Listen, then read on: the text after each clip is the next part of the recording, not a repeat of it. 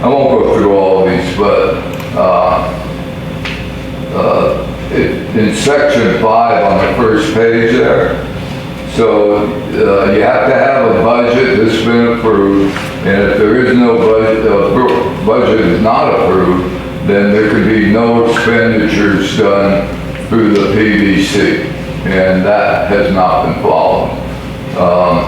And also on the budget, so on Tuesday, if you remember, I gave you 2 different budgets I had marked up in the former meeting. And so I guess I got the message, because on Tuesday, the Board of Supervisors went back for the 3rd time, re-adopted the original budget. And I gave you, I think there's a copy of back to the original one that's in that package. And then the other issue that I have, and this came up last night, is the county has now just recently become a contracting agent. But if you look at, for example, on the second page, 6.3, that it requires that all the GSAs be involved in issuing RFPs, interviewing consultants, making decisions on consultant selections, and so on. And a lot of that isn't happening. There was a RFP that came up last night in the discussion that I could tell from the reaction of some of the PVC board members, they hadn't even heard about it. And according to Blaine Greeley, the director, the county was getting ready to execute a contract. And that's got to be a rather interesting conversation. So the rest of this, I use this as a checklist when I look at what the PVC is doing to see what's being complied with and what isn't, and it's a problem. So I also gave you, I didn't know if you already had the packet from last night. I had given you a copy of the agenda, so you probably don't need that because you hopefully saw it.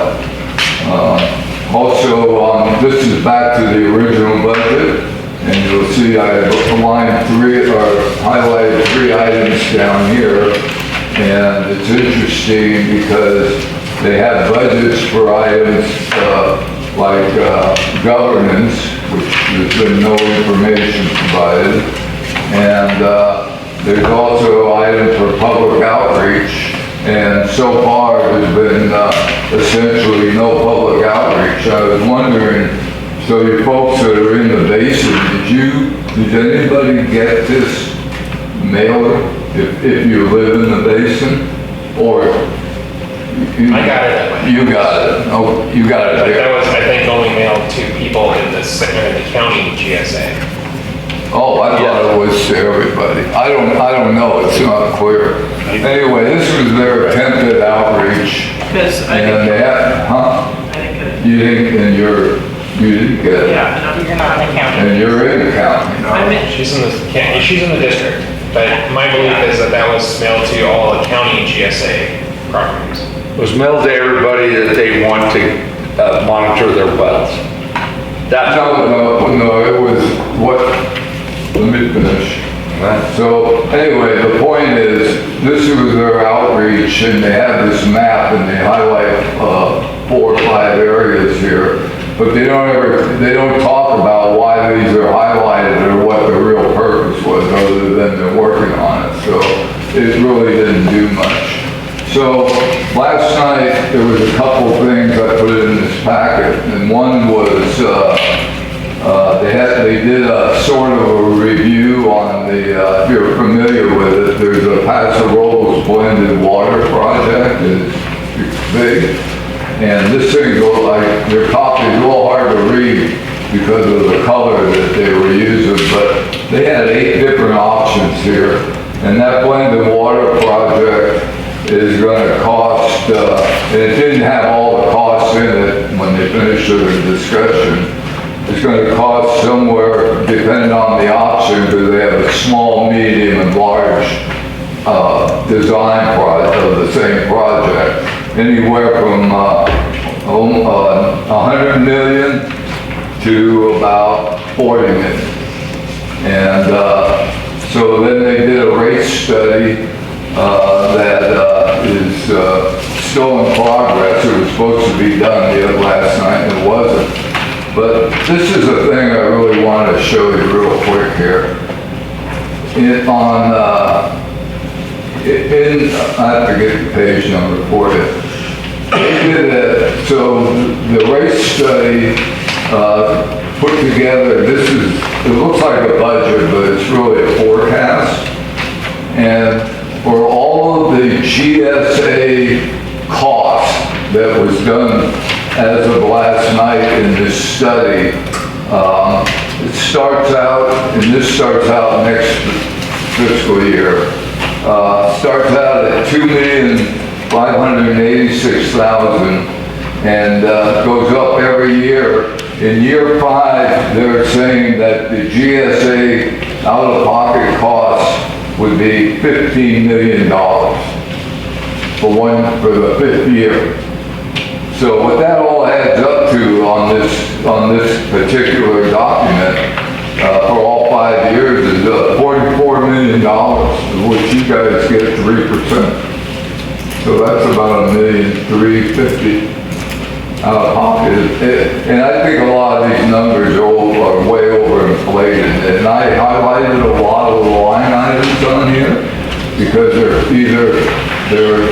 project names that I've never heard of, or they're projects where the numbers are really out of whack, in my opinion. So, but you're talking a lot of money here. And then the last item I wanted to mention, this was a surprise last night. They have, if you know the Miller program, it's the fouling program. So there was a letter sitting on the table from the ETC Water District protesting the plan that's been proposed and nobody had seen, I had never seen it, on this fouling program, as far as they've created so far, they're still working on it, a 28-step process for people to get qualified for this program. And the APC, when you read this letter, which they forgot to put in the packet, that was dated back in September 3rd, the EPC is protesting the complications and the extent that the county has put together for this project. And even Ms. Wilmore, who represents the wine industry, is also objecting to this whole program. And what's interesting, if you go back to this forecast, they have on here the Miller program, the estimated cost by a year, here, if I can find it. Starts out next year at this is the administration that you guys get to pay for. 500 grand in the first year, and it goes up every year. And in the 5th year on here, they're saying the Miller program administration is $2 million.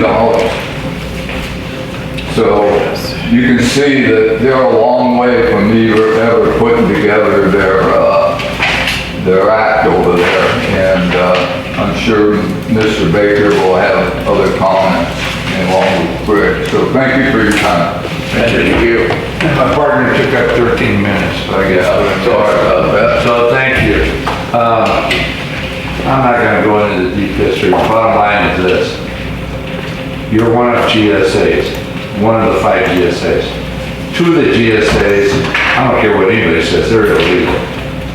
They're in violation of the water code. They don't deliver water. They don't have a priority of majority over the basin.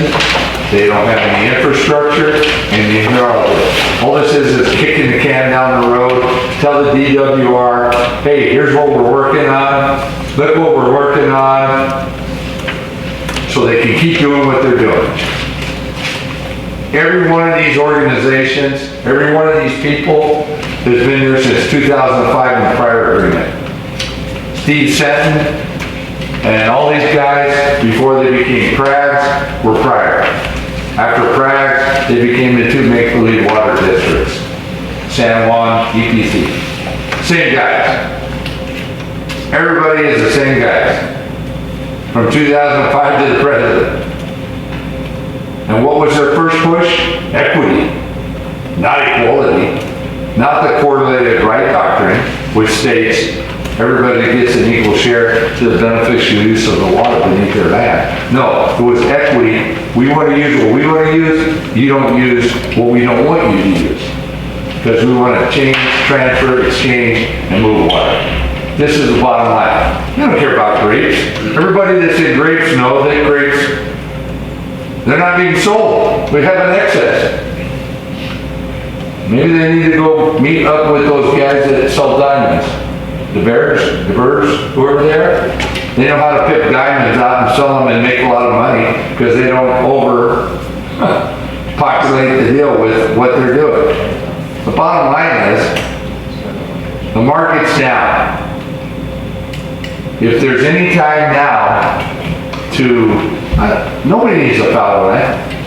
Everybody needs a farming land, but you can do dry farming instead of irrigated farming. We just had the ag report come out. 48,000 acres are grapes. 8,000 in South County, 47,000 in North County.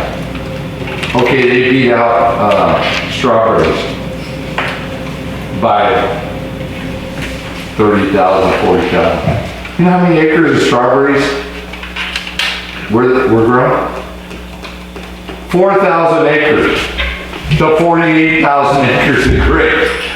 I would rather plant another 4,000 acres of strawberries and get rid of the grapes. If you're talking about really it's not about growing something. It's not about doing what's best for the basin. It's about who's in charge of the water. And when you finally follow the money and you look at all the stuff and you look at who's doing what, it's about we're going to over-irrigate, we're going to get our priority right, we're going to get our historic cues, we're going to do X, Y, and Z, and we don't care if we're wasting water or what we're doing, so that we can always claim that we can use what we're going to use. It's ridiculous. Because it has nothing to do with balancing the basin. It has nothing to do with working together with all the groups. Every group is intent on what's beneficial for them. So this whole thing about a cooperative group is a joke. There's nothing cooperative about it. I asked them last night, where is the chair up there for the de minimis user? There was no chair for the de minimis user. And they were trying to figure out, how are we going to charge the de minimis user? 67% is used by the ag. 30% is used by the municipality. 3% is used by the de minimis. And we already had a 218 vote. What was it called? AB 2453. What happened? Almost 80% said, we don't want these guys, we don't know what, no taxes. What do we have? The same guys we didn't want, because Bruce Gibson and his buddies sucked them in illegally, and you know what their attitude is? Well, if you don't like it, sue us. Well, you know what? I guarantee you, that's coming. That's going to happen. There's a new reckoning going to happen, and these guys that violated the water code and the stuff, don't ask anybody in the valley to abide by the water code or to do certain things when they're not doing it. You can't petition to be a water district when you don't have a majority of the land over the common source, which is the basin. Who allowed them to do that? Bruce Gibson. Why? Because he said, I don't have to. Who is the applicant for AB 2453? Bruce Gibson. Who allowed those guys to become a GSA illegally? Bruce Gibson. Everything comes back to the same players. You can get upset, say a guy's name, don't say a guy's name. The bottom line is, there's one problem with all of this. I can put everybody's picture on a wall and put strings to them like the FBI, and it's all the same 10 players. Deason, Bruce Gibson, Patricia Wilmore, Dana Merrill, all these other guys. They're all the same guys, and from 2005 to the present, not one of them has made a positive impact on this community to help anything other than their own pocketbook. And this is what the bottom line is. I was told a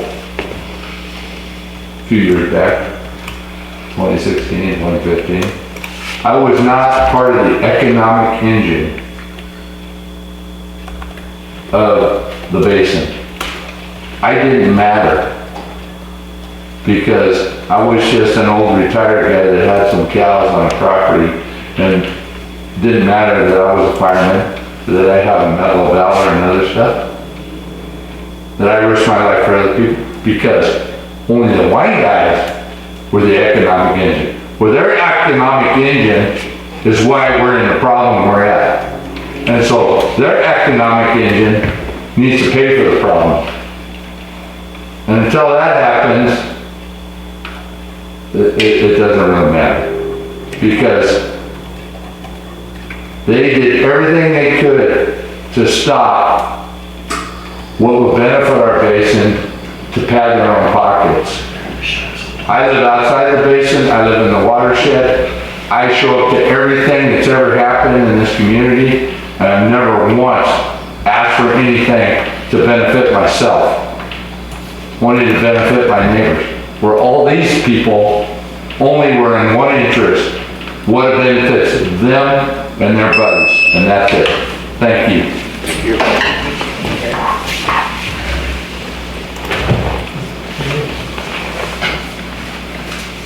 That's the presentation. You need to ask for public comment. Well, make that Just don't ask. public comment? Technically or public, I guess. Yeah, already, they've testified for 20 minutes. And I've got 6. You better talk to your buddy. He owes you breakfast or something. Okay, GSA board action items update from September 25th, 2024, Paso Basin Cooperative Committee meeting. Yes, 4.5 hours of meeting. Scott, would you put 4.5 hours up there? Sure. I'll try to sum it up in about 4.5 minutes. No, anyway. So yeah, Murray talked a lot about what was going on. And the thing that amazed me is how this thing has just evolved to year 5, 15 million. So in the next 5 years after this one, the other one spend about 45 million. And that's just for 5 years. This thing, Yeah, I it's see going those. to balloon. yeah, oh yeah, it's huge. Okay, so, and they talked about how they're gonna pay for this. So they're got this little rate schedule that they put out, and they're gonna do either 218 or, and this is just the beginning.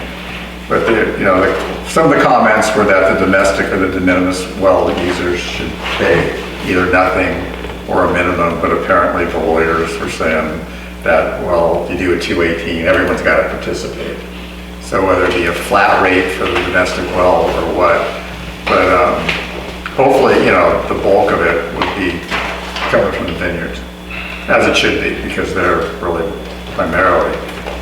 But I'm thinking $45 million over 5 years, that's a lot of money coming out of people's pockets. And again, we don't even know what the benefit of half these projects. Well, did they break it down as to how it's being spent? Well, yeah, they got, you can look at it, but yeah, That's all these items up here? yeah, well, this is, yeah, right. Okay. And these are primarily like administrative costs. Yeah. You know, They all- yeah, this doesn't count the That's all they capital. are. $45 million Yeah. in this administrative cost. You know, the capital, that's gonna go. That's it. It's a GSA budgeted cost that they have to pay. Yeah, No projects, yeah, people. on the blended water deal, they got, you know, a schedule anywhere from $1,300 an acre, acre foot to $1,700. Oh, that was with no water. That doesn't include the water. It's Yeah. just the cost to cover the capital expenses. So, it's pretty wild. It's very wild, you know, what's going on, and what they're trying. Well, we predicted what they were gonna ball this thing into. It just kind of turned into a many-headed dragon, but it's incredible to me. And then, well, one thing that they were mentioned, you know, the Miller project, and apparently was approved, and it was approved by staff. And staff and they mentioned your name, Kelly, as part of the staff that approved this.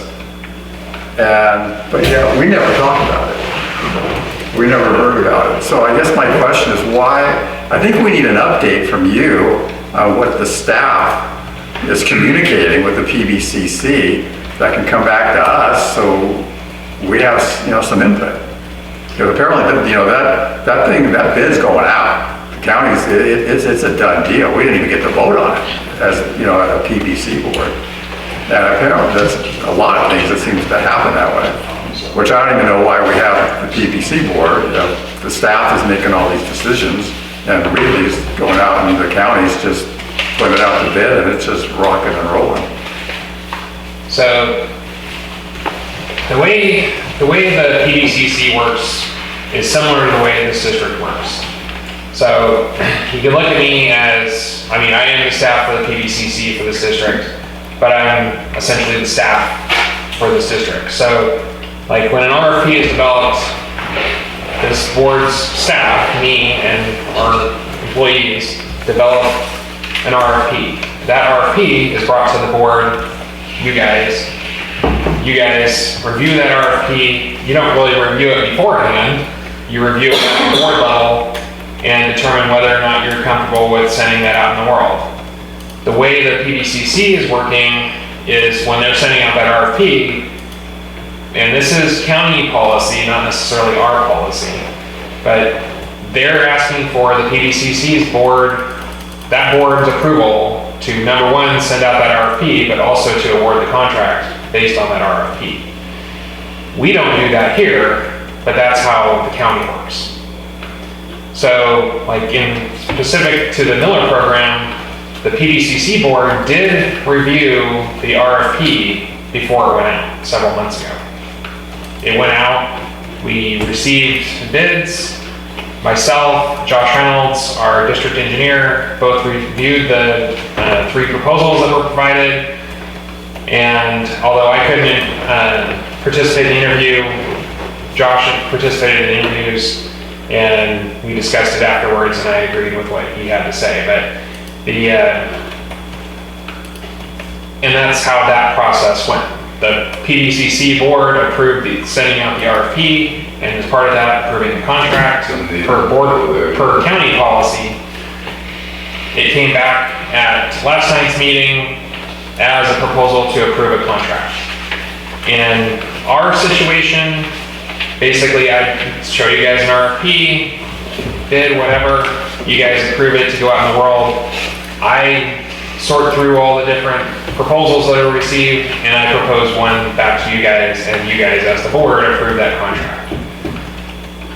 That's basically how it works with the county, except for the county is approving it on their own. The PDCC approved it as the RFP in the RFP stage. So theoretically, they didn't even have to bring it back to the last night's meeting. I agree with the comments that were made by the public at the board or at the PDCC meeting, and the comments you made, Mr. Baker, is there needs to be some more interaction, but part of that interaction is when we send out the agendas and send out board information is for you guys to read it and to ask questions about it. The PBCC honestly is broken. Let me say it.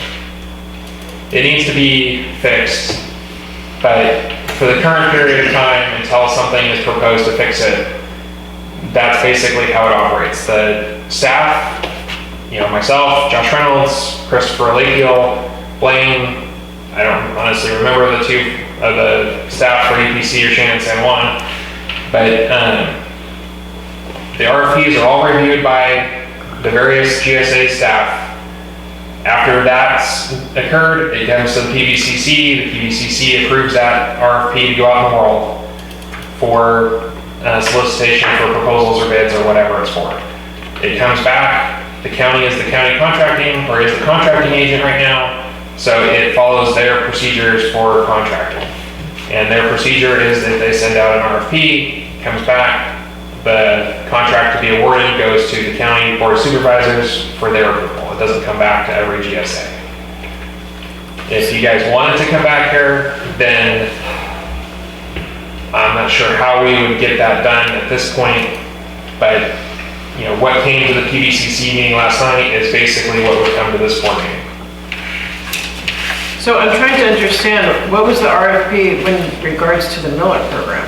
So the RFP for the Miller program was to develop the Miller program.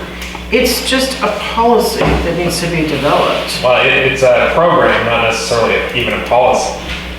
So they would go through, figure out whether, They're illegally approving stuff. they would go through, figure out what the program needs to be based on what we want the end result necessarily to be. So go work back, like reverse engineer it more or less. You're talking about just, oh my gosh, it's so ridiculous. That's just money grabbing. Nobody's board is voting on nothing. Yeah. Staff is voting on stuff behind the board's back and approving stuff and then telling them, and then they go there and they say, the MOA says they have no authority or rights to do anything without your board or any of the other boards approving stuff. But staff, they're going, well, staff said it was okay. No. But this has to do with money grabbing. That's what, and the water is the new gold.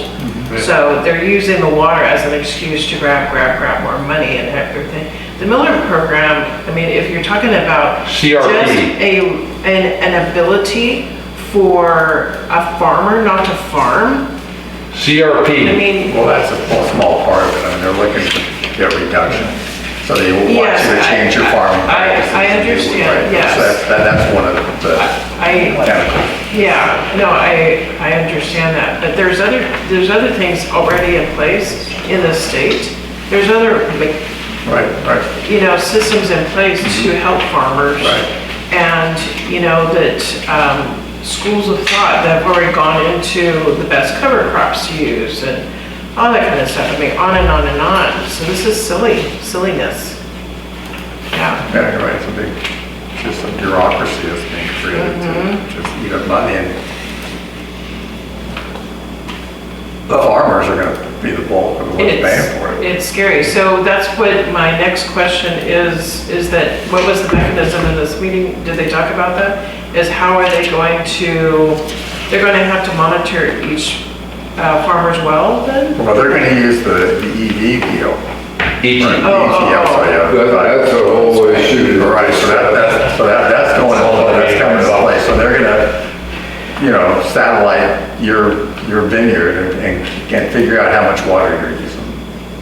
Okay, so what are they gonna say in the wintertime? How much water do I use in the wintertime? Oh, probably very little. Well, how can you tell when it rains?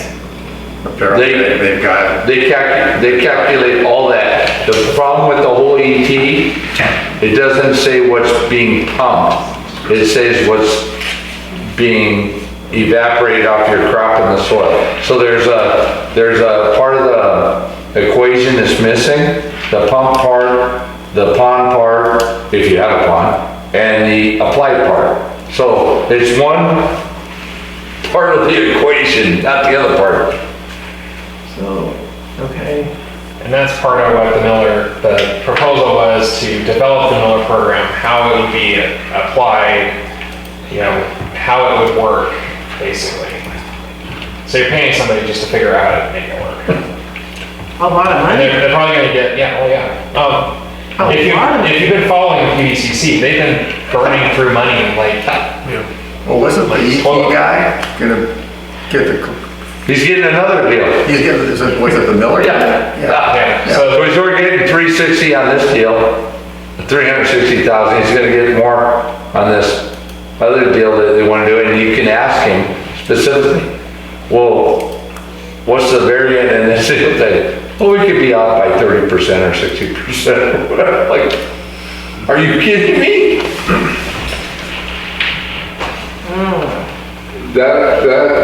So that particular item was an RFP that was issued on July 31st. And they are just getting ready, last night we find out, they're just getting ready at the county to do a contract. And they didn't disclose the cost. Do you know what the bids are, what the bid price is that they're accepting? I don't have it with me. Huh? I don't have it with me. You don't have any idea? Well, No, I have it, I don't have it with me. So your GSA board didn't vote on it? No. And nobody knows what the number is, Right. at least that was in that meeting the problem last too night, is right? that this is new technology, right? So this is not. Well, this is not the ET part of it. So the ET part is not new. ET's been around for a long time. Okay, okay. The Miller program to us is new. Yes, It's not new in general. okay. There's a lot of other basins that are working on similar things. So you shouldn't have to reinvent the wheel. And there was another company that was not Land IQ that had proposed on this project that has other projects similar to ours Okay. in neighboring counties. You know what CRP grant is, right? CRP, is that? Crop protection, the state pays you not to use your land. The state pays you not to use your land. So you can Google Yeah, any we zip did- code. We don't have that here though. We do have that in this county. People are making hundreds of thousands of dollars Well, in this not- county, Not for, not using their land. for annual, I mean, for deciduous? Leave your land fallow, just grow weeds, we'll pay you. Can I grow cattle on my ranch? Are you talking about the Williamson? So you can't use cattle. You can hunt it, you can wind, you can do all kinds of. Tax rate, right? Yeah. There was another deal, I forget what it's a lot. I'll give you an example. I got a buddy, has 3,000 acres. 2,000's in CRP. 20 years ago, he got $35 an acre. Now it's almost up to $58 an acre.